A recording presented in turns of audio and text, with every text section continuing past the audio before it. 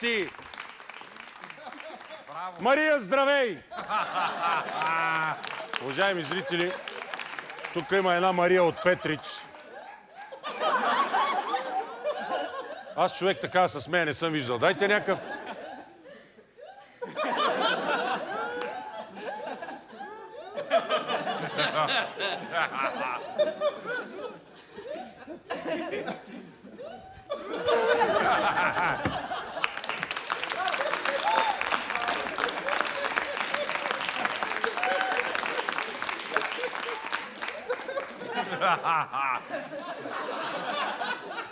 Я, заповядай си дни при мен, бе, Мария. Я и дайте един микрофон.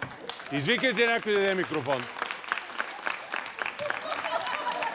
Ела тук, ела. Стани. Ела, не ме карай да пращам хора да дойдеш. Ела. Браво! Браво!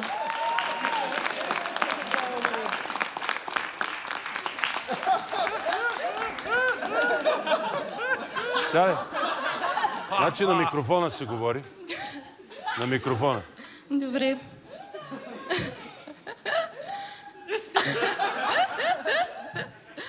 Откъде си викаш? От Петрич? Петрич. От Петрич? Какво се занимаваш? Ами, работя в банковата сфера. В банковата сфера? Да. Добре, а за пръв път ли си тук в шоу? Да. Да. А що така се смееш? От малка предполагаме? Да. А всички се разсмиват, като почнеш така да се смееш. Май да. Чакай да я разсмея, да видя как се смее.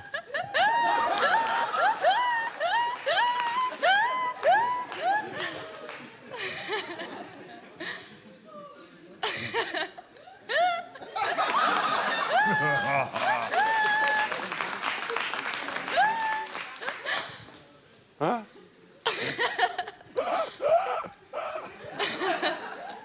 Добре, 26 години, така ли? 24. 24? Да. Гадже имаш ли? Явно е много смешен. Сложен въпрос. Аз си представям...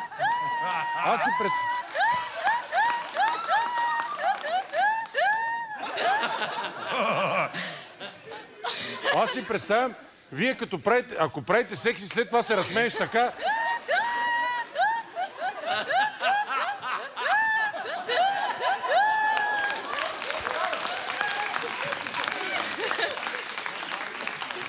Сложете един микрофон, не такъв. Сложи микрофон, който е върху нея през цялото време. Не с такъв микрофон, ти казах. Виж сега, ще седиш при мен през цялото предаване. Седне и тук. Сложи един микрофон. Не такъв, друг. Значи сега ти си стой тук. Сега той ще ти сложи един микрофон, който няма нужда да го държиш. Да. И сега, каквото има да се случва, ти си седни и тук, през цялото време си седиш тук. Той ще го закачи, седни и тук. Сядай си, вземи го това. Така.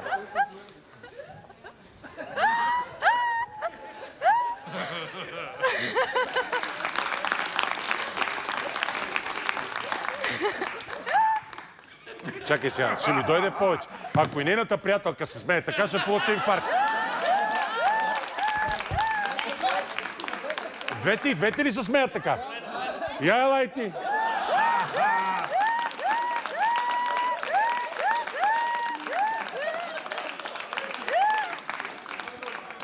Почва да ми става все по-страшно. Микрофони за нея!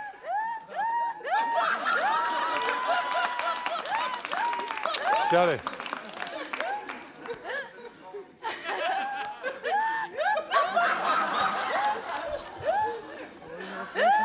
Как няма повече микрофони? Не може да няма микрофони. Какво има? За...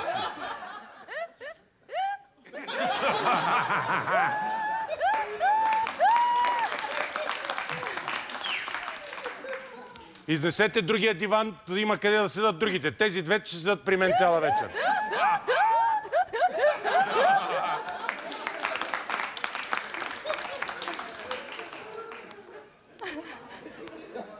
А ти на колко си години? Ясно толкова. И ти си на 24. Ти ли си от Петрич? Перник. Ти си от Перник?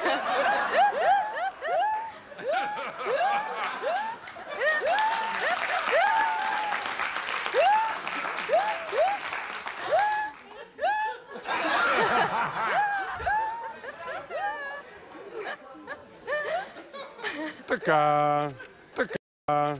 Минавам директно към скетча. Вие изнесете друг, както си трябва изнесете.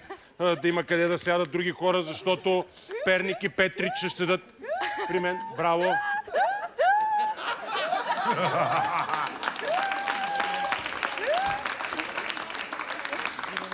Така. Няма друг микрофон. Как се казваше моето момиче? Гери. Гери. Значи за Гери няма друг микрофон. Така ли? Добре, тя ще се смее на микрофона на Мария.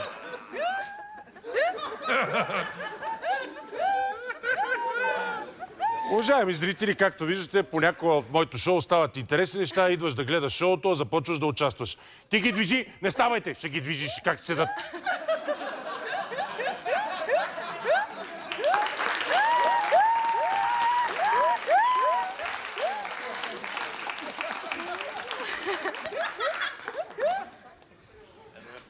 Няма да паднат, как ще паднат?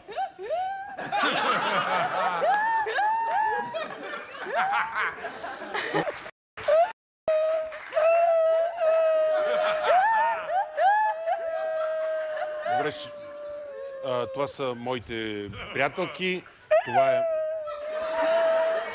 Това е Мария. Това е Гери. Така, добър вечер, Благо, как си? Как си, Благо? Честно ли ти кажа? Честно ми кажи, много ме вълнува. Добре съм, жена. Добре, значи ти си един плейбой. Скоро запознал се с някоя хубава жена, да те питам. Да, с Гери и с Мария. Но се запознах и с певицата Вики от Мастило. С коя певица? Вики от Мастило. И тя ми се представи и ми каза... Тя какво ти е казала?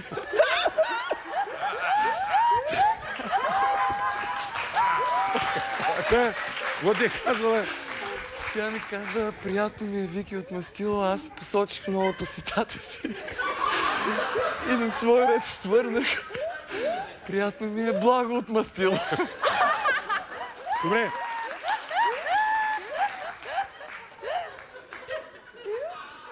Добре, никога не съм си позволявал да питам за личните неща. Личният ти живот. Кои са най-хубавите мигове в секса, би ли казал? Ами най-хубавите неща... Лични такива неща. Най-хубавите мигове в секса. Ами те растат на главите на Ники Михайлов и Валери Божинов. Добре. А кой е характерно за живота в Русия, там където играеш? Ами руснаците в момента се интересуват основно от две неща. Значи, кои? Кризата в Украйна и кой ще е мъжът до Елен Колева.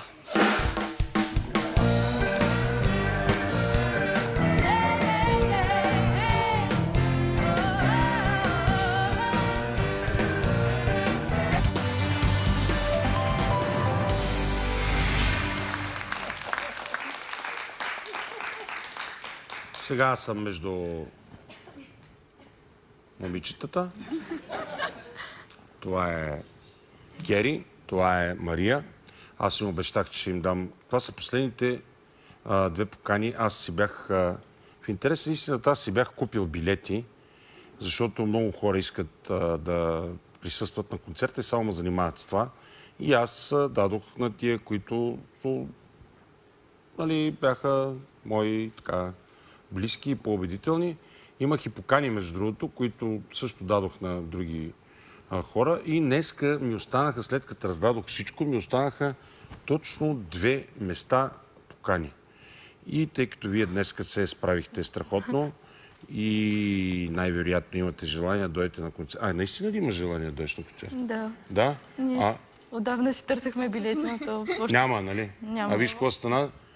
Този как се казваше? Илия. Значи Илия ви доведе и вие пък седнахте при мен и пък цяло шоу...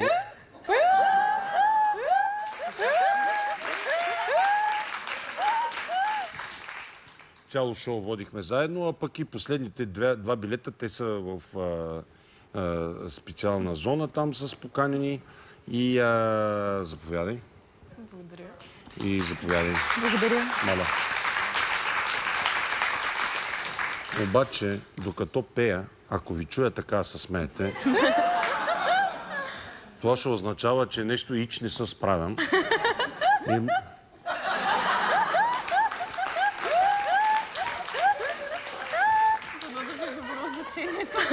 Дано да ми е добро озвучаването.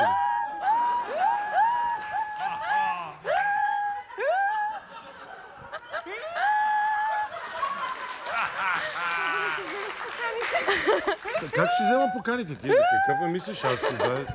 Ето, ти ще бъда много щастлив да дойдете на концерт. Там няма да е смешно, ще... Надявам се. Евгения, нали няма да е смешно? Ами от теб зависи, какво да... От мен зависи. Ще чуя Гергана и Мария да се смеят така и ще изпадна в стрес. Дай сега да закрием предаването, тъй като бяхте ко-водещи. Трябва да кажете, уважаеми зрители, това беше всичко от нас за тази вечер. Желаем ви лека нощ и ще се видим в понеделник. Сега си ти. Ти кажи едното, тя ще каже друго. Ти кажи, уважаеми зрители, това беше всичко от нас за тази вечер. Давай. Уважаеми зрители, това беше всичко от нас за тази вечер. А ти кажи, ще се видим отново в понеделник. Ще се видим отново в понеделник.